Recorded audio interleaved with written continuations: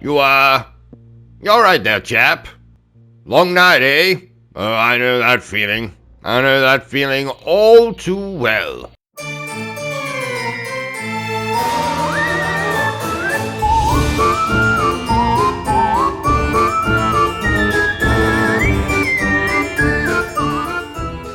Ladies and gentlemen, welcome back to Obsessive Compulsive Gaming. I am the Obsessive Compulsive Gamer, and this is my review for Eternal Evil. So, dear viewers, this particular video game released all the way back in 2022, a year I remember fondly as the year I played a bloody lot of video games. But we are not here to talk about any of those other video games. No, we are here to discuss Eternal Evil. And just like that beautiful bearded bastard Bertrum, you're probably wondering, what is this? What is it?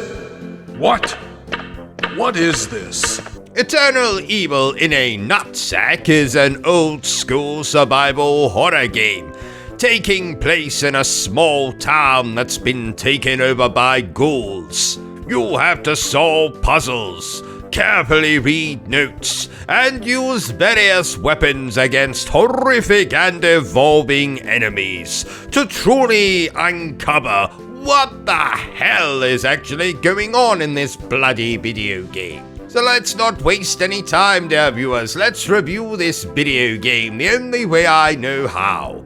Badly. And let's start with what I actually enjoyed about this particular video game. Now, before I say anything, this game is essentially the work of one person. Though in the end credits of the game, they do give a special thanks to a whole load of other people who I'm sure helped out in the creation of this video game.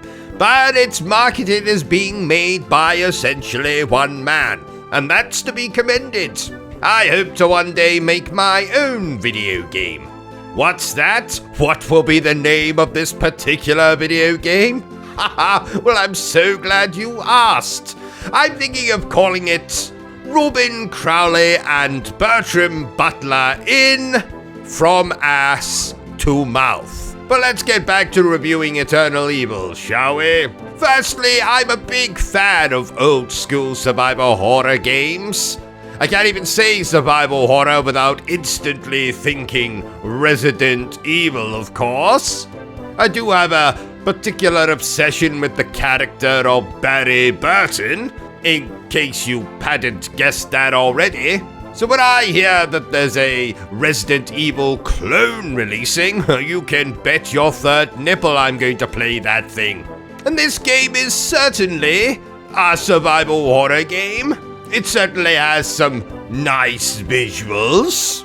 There's the usual brand of combat and puzzle solving and boss fights, atmospheric music, all of which is actually pretty good. But what I probably enjoyed most of all about this game is simply its ambition.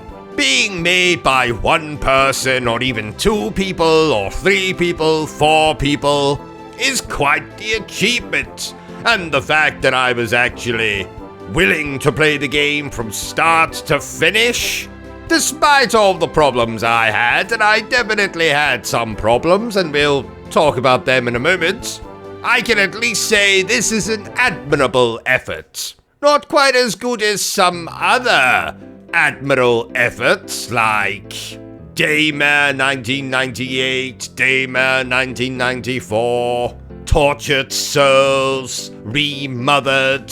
I still had, for all intents and purposes, a fairly enjoyable time with this game. But what did I not like about Eternal Evil so much? Well, sadly, the game has more glitches than it's got bitches. I mean, zombies. Though technically they're not really zombies, I think they're supposed to be vampires in this game. It just doesn't run very well. On the PlayStation 5 anyway. There was enemies glitching through the environment, getting stuck in the environment. My bloody character got stuck in the environment more than once. The game crashed. I had to restart the game several times. The game really is about as polished as my great uncle Rupert's Academy Award.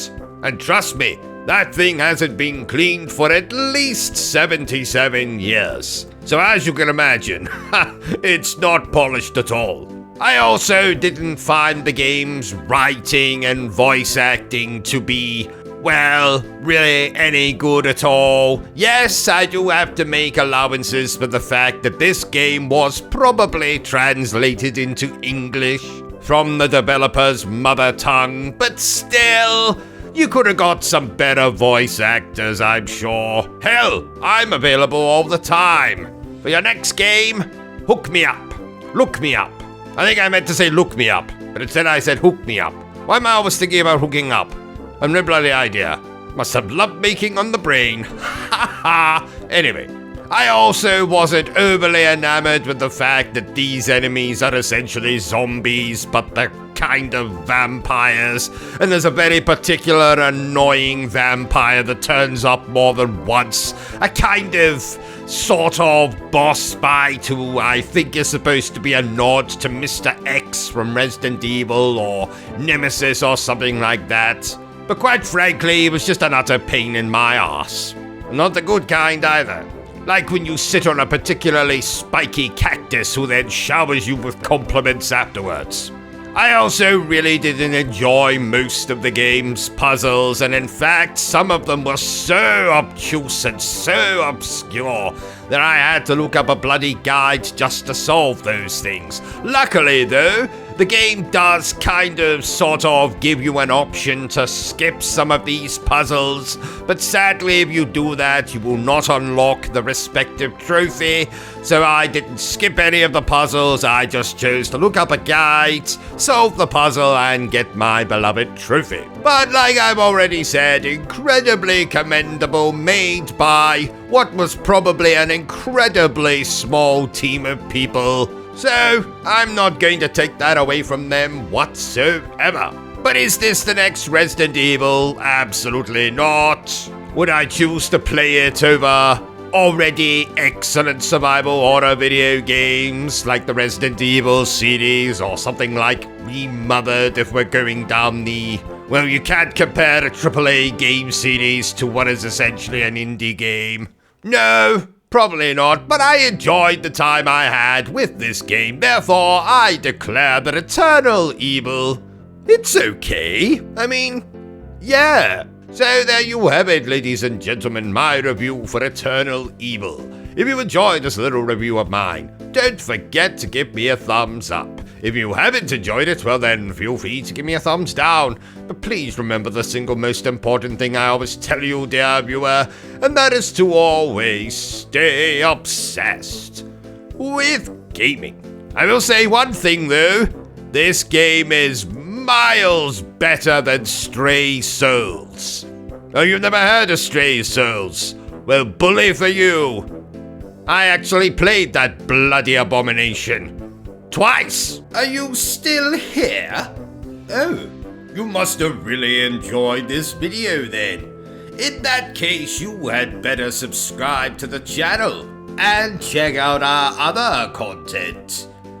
Otherwise, you're a booby pants, and no one wants to be a booby pants.